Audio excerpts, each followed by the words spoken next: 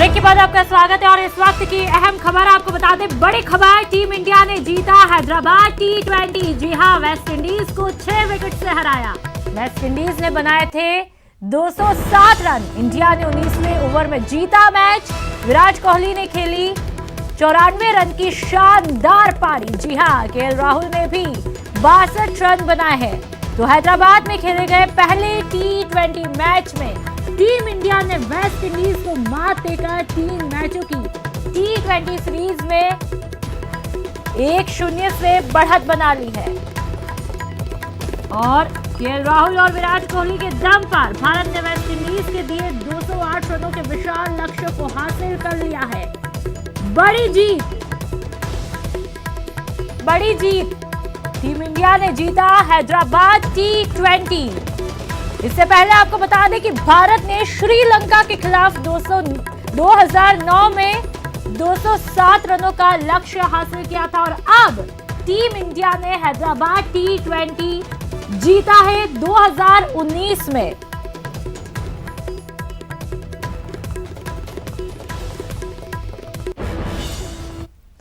और चलिए अब सहयोगियों के पास चलते हैं। राष्ट्रपति रामनाथ कोविंद रहे आज सिरोही जिले के दौरे पर। ब्रह्म कुमारी आश्रम में आयोजित महिला सशक्तिकरण से सामाजिक परिवर्तन विषय पर राष्ट्रीय सम्मेलन का किया आगाज। इस दौरान राष्ट्रपति ने दिया बड़ा बयान। कहा, पॉक्सो एक्ट के तहत आने वाले मामलों में दया याचिका का प्रावधान होना चाहिए खत्म। राष्ट्रपति रामनाथ कोविंद आज सिरोही के आबू रोड स्थित ब्रह्म कुमारी संस्थान के कार्यक्रम में शामिल हुए। महिला सशक्तिकरण के द्वारा सामाजिक परिवर्तन विषय पर आयोजित राष्ट्रीय सम्मेलन में राष्ट्रपति रामनाथ कोविंद ने शिरकत की। इस मौके पर राष्ट्रपति ने अपने संबोधन में साफ किया कि पॉक्सो एक्ट से जुड़े मामलों में दया याचिका के प्रावधान को समाप्त करने की जरूरत है। हालांकि उन्होंने कहा कि इस बाबत देश की संसद विचार करे। इस दौरान राष्ट्रपति ने महिला सशक्तिकरण के माध्यम से परिवार, समाज और देश के विकास की अवधारणा को सामने रखा। राष्ट्रपति ने राजस्थान के बांसवाड़ा जिले का उदाहरण देते हुए लिंगानुपात में बेटियों के अच्छे आंकड़े सामने आने पर खुशी जताई। कार्यक्रम के दौरान राष्ट्रपति रामनाथ कोविंद की पत्नी सविता कोविंद, प्रदेश के राज्यपाल कलराज मिश्र, प्रदेश के ऊर्जा मंत्री पीडी कल्ला, ब्रह्म कुमारी संस्थान की संरक्षिका जानकी देवी सहित कई गणमान्य नागरिक मौजूद रहे। कैबिनेट सचिवालय ने फरवरी में संभावित विधानसभा के बजट सत्र में राज्यपाल के अभिभाषण तैयार करने के लिए सभी विभागों को महत्वपूर्ण उपलब्धियों और नीतिगत निर्णयों का पूरा विवरण देने का निर्देश दिया है। कैबिनेट सचिवालय ने आज एक अहम आदेश जारी कर विभागों के सचिवों को 31 दिसंबर तक पूरा विवरण देने का निर्देश दिया है। कैबिनेट सचिवालय ने आज एक अहम आदेश जारी कर राज्यपाल के अभिभाषण के लिए सभी विभागों से वित्तीय वर्ष 2019-20 की महत्वपूर्ण उपलब्धियों और नीतिगत निर्णयों का विवरण मांगा है, ताकि फरवरी में संभावित आगामी विधानसभा के बजट सत्र में राज्यपाल के अभिभाषण में शामिल किया जा सके। इसके अलावा आगामी वित्तीय वर्ष में जिन योजनाओं एवं कार्यक्रमों को शुरू किया जा सके, इसकी जानकारी देने का भी निर्देश दिया है। संकलित सामग्री 10 लाइन और 1 पृष्ठ से अधिक नहीं होनी चाहिए। नागौर नगर परिषद के पूर्व उप सभापति रूप सिंह पंवार की मन्नत हुई पूरी। रूप सिंह पंवार ने हैदराबाद की महिला डॉक्टर के साथ रेप और हत्या के मामले के आरोपियों को फांसी की सजा होने तक नंगे पांव चलने का लिया था संकल्प। हैदराबाद के आरोपियों के एनकाउंटर के बाद रूप सिंह पंवार की मन्नत हुई पूरी। रूप सिंह पंवार ने आज पहने जूते। मामले को लेकर रूप सिंह पंवार ने प्रधानमंत्री को ज्ञापन भी भेजा था और 7 दिनों के भीतर आरोपियों को फांसी की सजा दिलाने की मांग की थी। साथ ही अपने आराध्य देव से भी आरोपियों को जल्द से जल्द फांसी हो, इसके लिए प्रार्थना की थी। हैदराबाद में महिला वेटरनरी डॉक्टर से गैंगरेप और हत्या के आरोप में गिरफ्तार 4 दरिंदे भागने के प्रयास में पुलिस के एनकाउंटर में मारे गए। घटना की सूचना मिलने पर राजनगर के मुस्लिम समुदाय ने आज शुक्रवार की नमाज के बाद आतिशबाजी कर जश्न मनाया और हैदराबाद पुलिस की इस कार्रवाई की जोरदार सराहना करते हुए इस व्यवस्था को पूरे देश में लागू करने की मांग की। हैदराबाद में वेटरनरी चिकित्सक के साथ सामूहिक दुष्कर्म और हत्या के बाद पूरे देश के सभी वर्गों में जोरदार आक्रोश है। लेकिन आज सुबह अकेली महिला के साथ ऐसी दरिंदगी करने वाले चारों आरोपी भागने के प्रयास में पुलिस की गोली का शिकार हो गए। इसकी सूचना मिलते ही देश भर में पुलिस के प्रति सम्मान और आरोपियों के प्रति नफरत साफ नजर आ रही है। आज राजनगर के मुस्लिम समाज ने शुक्रवार की नमाज के बाद राजनगर के हुसैनी चौक में हैदराबाद पुलिस की कार्रवाई की सराहना करते हुए आरोपियों के एनकाउंटर पर आतिशबाजी कर खुशी जाहिर की। इसके साथ ही मुस्लिम युवकों ने पूरे देश में ऐसा ही सख्त कानून लागू करने की मांग की। इस मौके पर बड़ी संख्या में मौजूद मुस्लिम लड़कों ने हैदराबाद पुलिस जिंदाबाद के नारे लगाए। मिलावटखोरों पर सख्त दिखे सीएम अशोक गहलोत, कहा जिंदगी से खिलवाड़ करने वालों को दी जानी चाहिए फांसी की सजा। वहीं देश में बढ़ते प्याज के दामों और गिरती जीडीपी पर केंद्र सरकार को बनाया निशाना। 12 सर्किट हाउस में रात्रि विश्राम के बाद रवाना हुए सीएम गहलोत। कल शाम 12 दौरे पर आए राजस्थान के मुख्यमंत्री अशोक गहलोत ने रात्रि विश्राम 12 सर्किट हाउस में किया। इस दौरान आज सुबह वह कार्यकर्ताओं से मुलाकात करने के बाद अपने दौरे पर रवाना हो गए। इस दौरान अशोक गहलोत ने मीडिया से बात करते हुए केंद्र सरकार पर जमकर हमला बोला। उन्होंने कहा कि देश के खराब माहौल की जिम्मेदार केंद्र सरकार है। इस दौरान मुख्यमंत्री ने मिलावटखोरों के खिलाफ भी हमला बोलते हुए कहा कि लोगों की जिंदगी से खिलवाड़ करने वाले मिलावटखोरों को फांसी की सजा होनी चाहिए। देश में हो रही बलात्कार की घटनाओं पर भी मुख्यमंत्री ने अपना गुस्सा जाहिर करा। उन्होंने कहा कि इस तरह के केसों में 10 से 20 साल सुनवाइयां होती रहती है। एक ऐसा कानून बनना चाहिए जिससे 6 महीने से साल भर में बलात्कारियों को फांसी की सजा होनी चाहिए। केंद्र सरकार की नीतियों के खिलाफ कांग्रेस की ओर से 14 दिसंबर को दिल्ली में विरोध प्रदर्शन किया जाएगा। इसको लेकर कार्यकर्ताओं को 14 दिसंबर को दिल्ली की तरफ कूच करने के निर्देश दिए हैं। वहीं आज प्रभारी मंत्री सालेह मोहम्मद बीकानेर पहुंचे और यहां पर उन्होंने देहात कार्यालय के अंदर शहर और देहात कार्यकर्ताओं के साथ मीटिंग ली। केंद्र सरकार की नीतियों के खिलाफ कांग्रेस की ओर से दिल्ली में 14 दिसंबर को विशाल प्रदर्शन किया जाएगा। इसके लिए बीकानेर में भी कांग्रेस कार्यकर्ताओं को एकजुट होकर 14 को बड़ी संख्या में दिल्ली पहुंचने के कांग्रेस आलाकमान द्वारा निर्देश दिए गए हैं। वहीं आज कांग्रेस देहात कार्यालय में भी मीटिंग का आयोजन किया गया। मीटिंग में प्रभारी मंत्री सालेह मोहम्मद, देहात अध्यक्ष महेंद्र सिंह गहलोत सहित कई गणमान्य लोग मौजूद रहे। इस दौरान सालेह मोहम्मद ने कार्यकर्ताओं को संबोधित किया। इसके साथ ही एकजुट होकर बड़ी संख्या में दिल्ली आने के निर्देश दिए। श्री गंगानगर की पोक्सो अदालत ने एक नाबालिग युवती के साथ दुष्कर्म करने और अन्य लोगों के द्वारा देह शोषण कराने के मामले में एक दंपत्ति सहित कुल 3 लोगों को सुनाई आजीवन कारावास की सजा। तीनों आरोपियों पर कुल 3,30,000 रुपए का अर्थदंड भी लगाया माननीय न्यायालय ने। श्री गंगानगर की पोक्सो अदालत ने नाबालिग से दुष्कर्म के 2.5 साल पुराने मामले में दंपत्ति सहित कुल 3 लोगों को जीवन की आखिरी श्वास तक सलाखों के पीछे रहने की सजा सुनाई है। पोक्सो न्यायालय के विशिष्ट न्यायाधीश अमित कड़वासरा ने तीनों पर कुल 3,30,000 रुपए का आर्थिक दंड भी लगाया। दरअसल नाबालिग पीड़िता मां से नाराज होकर घर से चली गई थी, जहां सूरतगढ़ निवासी टैक्सी चालक मांगीलाल और राकेश ने उसे घर छोड़ने के बहाने टैक्सी में बैठा लिया और घर ले जाकर मांगीलाल की पत्नी मंजू भाट की मौजूदगी में पीड़िता को नशीला पेय पदार्थ पिलाकर उसके साथ दुष्कर्म की वारदात को अंजाम दिया। यही नहीं, तीनों ने पीड़िता को हनुमानगढ़ में किराए के मकान में रखकर अन्य लोगों के द्वारा भी देह शोषण करवाया गया। दुष्कर्म के आरोपी भाजपा नेता को किया पुलिस ने गिरफ्तार। अश्लील वीडियो बनाकर वायरल करने की धमकी देकर दिया था कई बार दुष्कर्म की वारदात को अंजाम। बोरखेड़ा थाना पुलिस ने की कार्रवाई। बोरखेड़ा थाना पुलिस ने कार्रवाई कर दुष्कर्म के आरोपी भाजपा नेता को गिरफ्तार कर लिया। आरोपी प्रतापनगर निवासी अन्नू गोस्वामी भाजपा ओबीसी मोर्चा का उपाध्यक्ष बताया जा रहा है। लाडपुरा निवासी तलाकशुदा महिला ने आरोप लगाया था कि अन्नू गोस्वामी ने उसको नशीली चाय पिलाकर दुष्कर्म किया और अश्लील वीडियो बनाकर वायरल करने की धमकी देकर कई बार दुष्कर्म की वारदात को अंजाम दिया। इस दौरान पीड़िता गर्भवती हो गई तो आरोपी ने उसका गर्भपात भी करवा दिया और शादी के लिए कहा तो धमकाने लगा। कई दिनों की मशक्कत के बाद पुलिस ने आरोपी को गिरफ्तार कर लिया। फिलहाल बोरखेड़ा थाना पुलिस पूरे मामले की जाँच कर रही है। मिशन मोदी अगेन मोदी अभियान के तहत केंद्र सरकार की योजनाओं को घर घर तक पहुंचाने के उद्देश्य से भरतपुर में प्रदेश स्तरीय कार्यशाला का आयोजन हुआ। कार्यशाला में राजस्थान के विभिन्न जिलों के अध्यक्ष और सचिवों ने भाग लिया। राष्ट्रीय कार्यकारी अध्यक्ष रामगोपाल काका और प्रदेश अध्यक्ष उदय सिंह की अगुवाई में आयोजित हुई कार्यशाला में संकल्प से सिद्धि के साथ राजस्थान के प्रत्येक जिले और इकाई स्तर पर प्रधानमंत्री नरेंद्र मोदी की प्रतिमूर्ति के रूप में प्रत्येक गांव में 11 मोदी तैयार करने पर चर्चा की गई। कार्यकारी अध्यक्ष रामगोपाल काका ने बताया कि देश सेवा के लिए सभी को बढ़ चढ़कर हिस्सा लेना चाहिए और स्वच्छ भारत अभियान सहित समाज और राष्ट्र को मुख्य धारा से जोड़ने के लिए आम जनता में जागरूकता लाने का काम भी किया जाना चाहिए।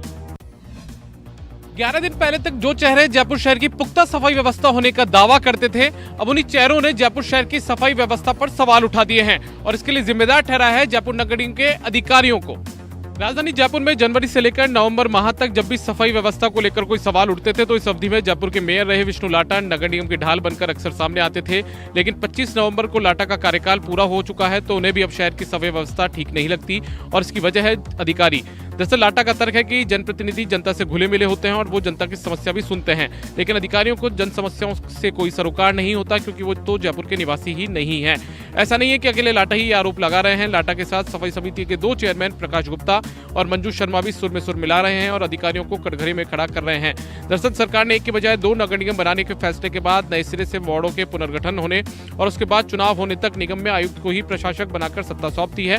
ऐसे में पूरी कमान अधिकारियों के हाथ में है तो वहीं जनप्रतिनिधियों का कार्यकाल भी समाप्त हो चुका है।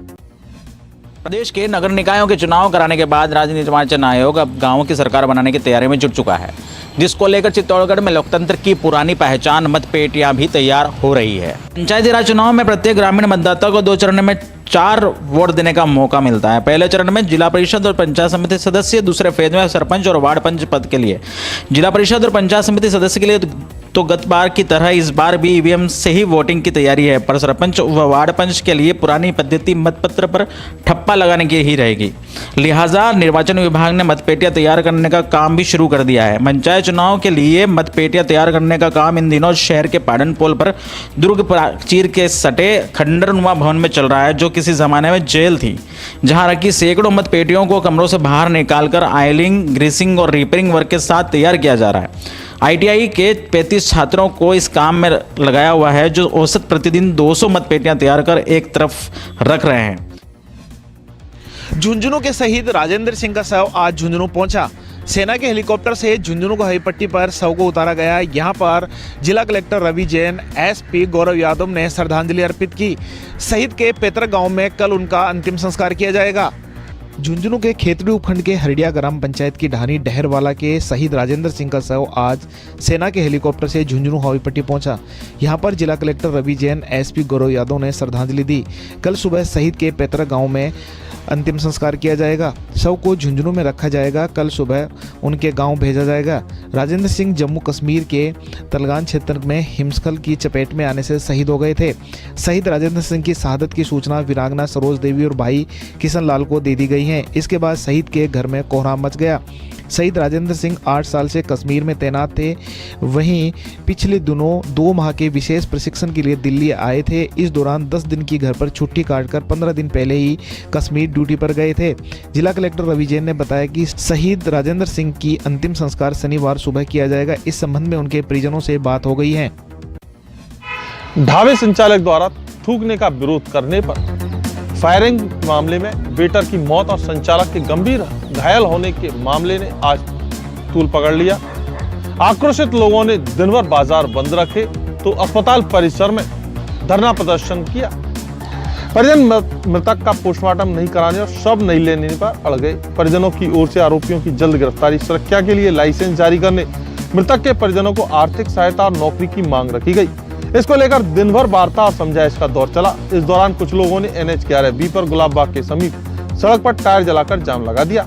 अस्पताल में धरना दे रहे लोगों की मांग पर कलेक्टर डॉक्टर ML यादव और SP अनिल कुमार बेनीवाल जिला अस्पताल पहुंचे। इस दौरान लोगों ने पुलिस की कार्यशैली पर सवाल उठाए।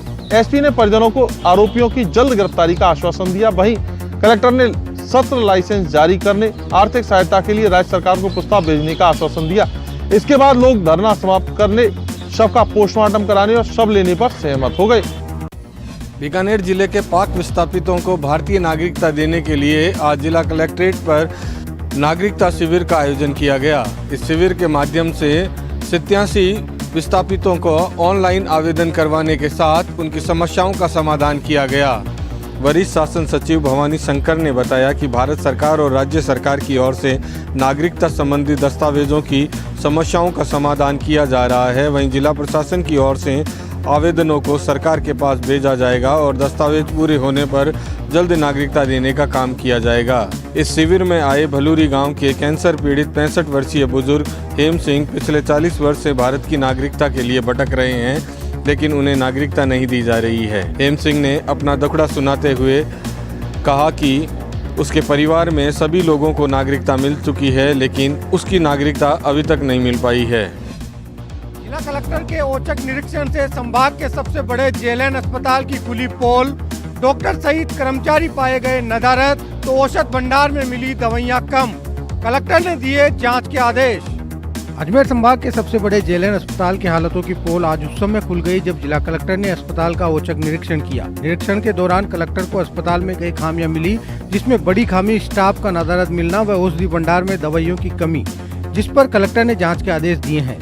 कलेक्टर विश्व मोहन शर्मा ने बताया कि अस्पताल के औचक निरीक्षण में 44 स्टाफ कर्मचारी नदारद मिले, जिनमें डॉक्टर्स भी शामिल हैं, तथा औषधि भंडार में 90 दवाइयों की कमी पाई गई, जिस पर अस्पताल अधीक्षक से जवाब मांगा गया है तथा जो स्टाफ नदारद था उसके खिलाफ कार्रवाई के निर्देश दिए हैं। माना जा रहा है कि कल सीएम की वीसी में कलेक्टर को काम में ढिलाई बरतने पर फटकार लगी थी और ये उसी का असर है कि जनता से जुड़े मुद्दे को लेकर आज कलेक्टर सबसे पहले अस्पताल पहुँचे।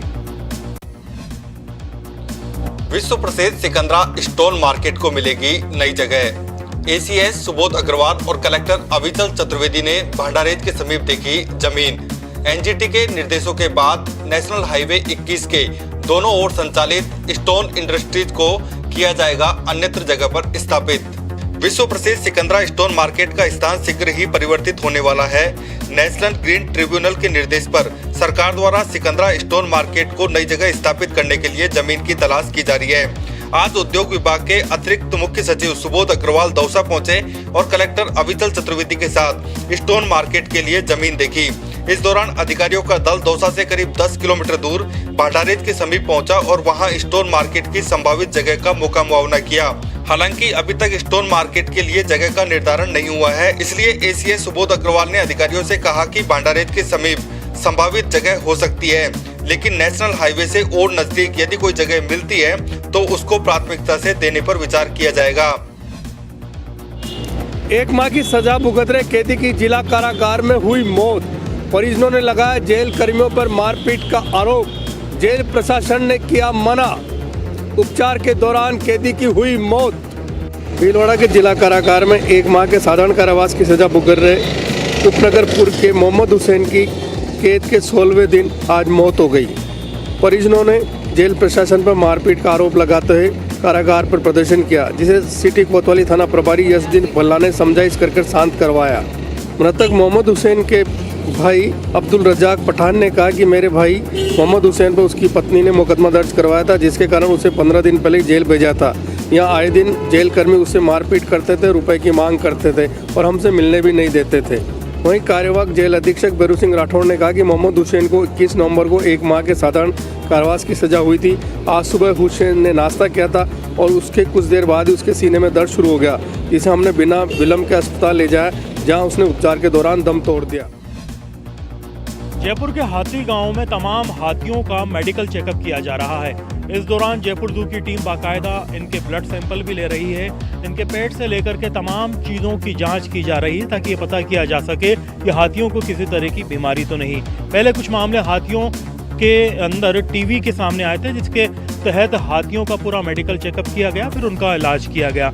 अब हाथियों के पेट में कीड़े के मामले हों, चाहे उनको टीवी का मामला हो या फिर उनके नाखूनों में जख्म का मामला हो, इन तमाम चीज़ों की जांच की जा रही है। ब्लड के सैंपल लेकर के गहन जो है जांच के लिए आगे भेजे जा रहे हैं और कोशिश यही है जो जयपुर के तकरीबन 116 हाथी हैं उनकी सेहत का ध्यान रखा जाए, क्योंकि यह हाथी आमेर पर पर्यटकों को सफारी कराते हैं और ये अकेले से हाथी हैं जो महल पर चढ़ कर के जयपुर के और राजस्थान के हेरिटेज का दर्शन कराते हैं। राजधानी जयपुर में अंबेडकर सर्किल से सोडाला की ओर बनाई जा रही एलिवेटेड परियोजना पर निर्माण कार्य के दौरान आज हुआ एक बड़ा हादसा। निर्माण कंपनी के रोड रोलर ने कुचला एक्टिवा सवार 2 चालकों को, साथ ही साथ एक कार को लिया अपनी चपेट में। स्कूटी सवार दोनों घायलों को कराया गया एसएमएस अस्पताल में भर्ती। फिलहाल दोनों की हालत खतरे से बाहर। अब निर्माण कंपनी के खिलाफ सोडाला थाना पुलिस करेगी मामले की जांच। राजधानी जयपुर में 3 किलोमीटर लंबी सोडाला एलिवेटेड परियोजना पर आज निर्माण कार्य के दौरान एक बड़ा हादसा हो गया। दरअसल निर्माण कार्य के दौरान रोड के लेवल का काम कर रहा रोड रोलर आज एक्टिवा सवार 2 लोगों पर चढ़ गया, बैरिकेडिंग तोड़ता हुआ। बैरिकेडिंग तोड़ने के बाद में उसने कार को भी अपनी चपेट में ले लिया। इस दौरान स्थानीय लोगों ने भी जमकर प्रदर्शन किया और जेडीए के खिलाफ नारेबाजी की। घायलों को एसएमएस अस्पताल में भर्ती कराया गया है, जिनका उपचार किया जा रहा है। बताया जा रहा है कि उनकी हालत खतरे से बाहर है, लेकिन इस पूरे निर्माण कार्य में लगातार सुस्त रफ्तार और लापरवाही देखने को मिल रही है, जिसके चलते आए दिन नित नए छोटे हादसे देखने को मिल रहे थे, लेकिन आज एक बहुत बड़ा हादसा होते होते टल गया। और अब खबर बीजेपी प्रदेश अध्यक्ष सतीश पूनिया की। लंदन यात्रा पर गए बीजेपी के प्रदेश अध्यक्ष डॉक्टर सतीश पूनिया ने ब्रिटेन के एकमात्र हिंदी चैनल MATV से बात की। इस दौरान पूनिया ने कहा, भारत में ही संभव है कि मछुआरे का बेटा राष्ट्रपति बने और चाय बनाने वाले का बेटा प्रधानमंत्री बने। अक्सर ये चर्चा होती है back to basics, back to roots. तो उन सब लोगों का यहाँ इंग्लैंड में, लंदन में या यूरोप में या जिस भी देश में है, आज खुशी की बात यह कि राजस्थान और हिंदुस्तान का आदमी दुनिया के 200 देशों में काम करता है। मेरी खुशी ये कि मेरे अपने स्टेट का जो राजस्थान है, उसके बहुत सारे लोग लंदन में भी अपनी अच्छी दमदार उपस्थितियां दर्ज कराते हैं, बहुत सारे प्रोफेशंस में हैं।